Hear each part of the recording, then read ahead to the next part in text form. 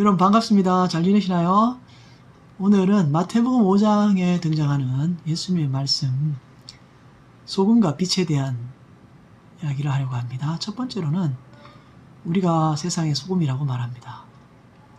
소금은 짠맛인데 어떤 음식에 들어가면 녹아서 그 음식을 맛있게 만듭니다. 이것은 크리스천이 사회에 들어가서 녹아서 그 사회가 본질을 추구하도록 만드는 역할을 한다는 것이죠. 근데 소금은 짠맛을 가진 특징을 갖고 있는데요. 이 짠맛을 가지고 있다고 해서 우리 크리스천들이 독선과 편견에 사로잡히기도 하는데 그를 말하는 것이 아닙니다. 우리가 녹아서 그리스도의 맛을 낸다는 것이죠. 짠맛을 잃어버리면 소금의 존재의 의미가 없어져서 버려지고 밟히게 된다고 하는데요. 근데 여러분 생각해 보세요. 소금이 맛을 잃을 수 있습니까? 사실 짠맛이 없으면 그건 소금이라고 말할 수 없습니다. 이 본문의 말씀에 많은 목사님들이 설교를 하시는데요. 굉장히 유명한 말씀인데 이 본문은 예수님께서 우리 보고 소금이 되라고 하는 말도 아니고 열심히 소금으로 살아라는 말도 아닙니다. 예수의 핏값 주고 산 저와 여러분은 이미 소금이라는 것입니다.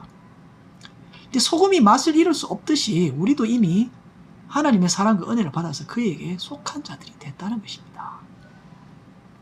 여기 소금이 녹아서 맛을 낸다는 것은 세상에서 조롱과 핍박과 환난을 받지만 그에 대해서 우리가 어떻게 반응해야 하느냐라는 것을 의미합니다. 이 본문 이전에 예수님께서는 8가지 복을 말하고 있는데요. 세상은 절대로 이 8가지를 복이라고 생각할 수 없습니다. 세상은 물질과 돈이 기준이고 가치입니다. 그래서 돈이 없으면 무시하게 되죠. 하지만 크리스천의 기준과 가치관은 세상과 다릅니다. 온 세상이 다 물질이 가치라고 하는데 우리는 8가지를 복이라고 인식하는 존재들입니다. 이 본문과 병행 구절인 마가복음 9장 50절에는 너희 속에 소금을 두고 서로 화목하라고 말하고 있습니다. 즉 우리의 가치관은 돈과 재물이 아니라 하나님의 형상으로 만든 인간의 영혼을 사랑하는 데 있다는 것입니다. 그 사람의 가진 것에 초점이 맞추는 것이 아니고 그 사람의 본질과 영혼 구원에 초점이 있다는 것입니다. 여러분 잘 아시다시피 저는 선교사입니다. 선교사는 항상 주변의 사람들의 도움을 받아야 살 수 있습니다. 항상 돈이 없어서 도움을 받는 사람이 무슨 세상의 소금 역할이냐 이렇게 생각할 수도 있습니다. 그렇게 생각하는 사람들에게 어떻게 돈이 전부가 아니고 하나님이 전부임을 드러낼 수 있을까요? 참 어렵겠죠. 지금까지 제가 살아온 인생을 돌아보면 전부 하나님의 은혜로 된 것임을 깨닫습니다. 하지만 세상은 돈이 엄청난 힘이고요. 신이고 전부입니다. 분명한 것은 우리가 크리스천들이 그들의 축복의 통로인 것입니다. 그래서 성경은 모든 좋은 것은 빛들의 아버지께로부터 온다라고 말하고 있습니다. 더군다나 고린도전서 1장 27절에서 28절에 보면 하나님께서 세상에 미련한 것, 또 약한 것들을 택하사 지혜 있고 강한 것을 부끄럽게 하시고 또 천하고 멸시받는 것들, 없는 것을 택하사 있는 것을 폐하려 한다라고 말합니다. 하나님 왜 이렇게 일하실까요? 하나님이 이 세상의 모든 것을 가지고 하나님이 모든 것을 주관하고 계시는데 그게 전부가 아니라는 것을 하나님께서는 알려주고 싶었던 것입니다. 그것을 우리를 통해서 알리시는 것입니다. 정말 아이러니하게도 우주를 지으신 하나님을 아버지로 모시고 천국을 소유한 사람인데도 세상에서는 우리가 정말 힘들게 살아가고 있습니다. 하나님은 자신의 종들을 부자로 만들어서 일을 척척 잘하게 하시면 좋을 텐데 그렇지 않습니다. 항상 가난하고 박해받고 삶의 힘든 무게를 그냥 두고 있습니다.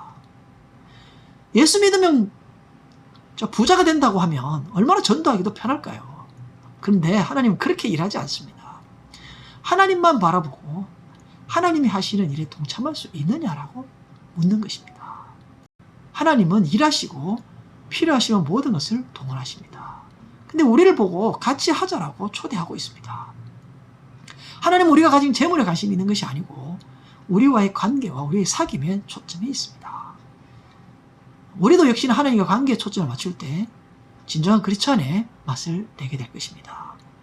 심령이 가난한 자, 애통하는 자, 의를 위하여 핍박을 박해를 받는 자가 복이 있다라고 말한대요. 주님께서는 너 나 때문에 손해보고 핍박을 견딜 수 있겠느니? 이렇게 말하시는 겁니다. 필연적으로 소금이기 때문에 핍박을 받을 수밖에 없는 존재라는 것입니다. 그런데 그것이 복으로 인식하고 그렇게 반응하는 주의 종들이 되시기를 주의 이름으로 축원합니다. 두 번째 생각할 것은 세상의 빛인데요. 이것은 숨길 수 없다라는 의미입니다. 산 위에 있는 동네가 숨기지 못할 것이라고 14절에 말하는데요. 여기 산 위의 동네는 예루살렘을 의미하고요. 당시 예루살렘은 돈과 권력을 위해서는 온갖 악을 행할 수 있는 종교 지도자들과 또 율법에 매여 있는 바리새인들을 말하고 있습니다. 오늘로 말하면 그리스도를 모르거나 믿지 않거나 반대하는 사람들 앞에서 숨길 수 없는 존재라는 것입니다. 왜 주님은 우리를 세상에 확 드러내고 계실까요? 15절에 등불을 켜고 숨기는 사람이 어디 있느냐? 그래서 우리를 빛으로 불러주신 주님은 눈에 잘 보이는 곳에 두는 것은 당연하다라고 말합니다. 항상 조롱받고 박해받고 환난을 피할 수 없다는 것입니다. 예수 믿고 구원받는 우리가 아무리 숨으려고 고집 부릴수록 자신만 손해입니다. 왜냐하면 하나님의 고집이 더 세기 때문이죠. 여기서 말하는 빛은 16절에 하나님께 영광을 돌리도록 하는 우리의 착한 행실이라고 말합니다. 어떻게 해야 착한 행실, 하나님께 영광이 될까요? 본문 11절 12절에 나로 말미암아 너희를 욕하고 박해하고 거짓으로 너희를 거슬려 모든 악한 말을 할 때에는 너희에게 복이 있나니 기뻐하고 즐거워하라. 하늘에서 너희 상이 큼이라. 너희 전에 있던 선지자들 이같이 박해하였느니라. 이걸 복으로 알고 기뻐하고 즐거워하는 것, 이것이 하나님께 영광을 돌리는 것이라고 말합니다. 세상 사람들이 볼 때는 이해할 수 없는 일이죠. 즉 물질이 다가 아니라 하나님이 전부라는 것입니다. 구약 선지자들도 환영받지 못하고 순교하기도 했습니다. 우리가 소금과 빛이기 때문에 당연히 오는 핍박을 이상히 여기지 말라는 것입니다. 오늘 말씀은 제자들과 따르는 무리들에게 하신 말씀인데요. 우리를 조건 없이 불러 그의 영광을 찬미케 하신 하나님 앞에 사람을 편견 없이 사랑할 수 있는 크리스찬이 되시기를 소원합니다. 예수의 은혜로 먼저 구원받은 우리는 하나님의 자녀이고 백성이고 신부입니다. 세상에서 환난이 있지만 이 환난 속에서도 주님이 이겼기 때문에 오히려 평안을 누리고 담대한 자들이 되시기를 주의 이름으로 축원합니다. 다음 주에 더 좋은 모습으로 다시 뵙겠습니다. 편안하십시오.